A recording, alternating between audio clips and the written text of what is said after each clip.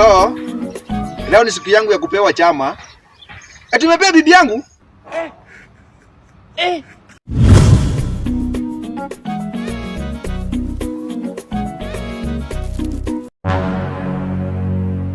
Babe, nimeambiwa umepewa pesa yangu ya chama. Hizo pesa nipatie. Babe, pesa yako ya chama nilitoa lakini nishatumia. Ushatumia babe? Umetumia saa ngapi? Nijapita hata 20 minutes shwari. Lakini babe, si unakumbuka last week mama alikuwa ametuomba 5,000 na nimemtumia, alikuwa ameomba ya mbolea. Sasa babe shwari, utatumiaje mama pesa kama mimi mwenyewe hujaniambia nijue?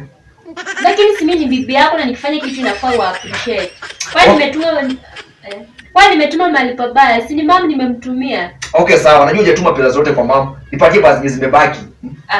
Pesa zilikuwa zimebaki, nimenunua dufait huko, nikanunua chakula ya huko kwa nyumba. Alafu zingine nikanunua nguo yako mpya iko huko utavaa. Shwari, unataka kuniambia pesa zote umetumia kwa hizo vitu? Sasa babe, sina kwambia vitu nimenunua na ndio hizo utaziona, si chakula utakula. Nilijua tu. Nilijua tu pesa ikifika kwako sitaipata. Yana nipo chama ninatoka tu bure kwa chama.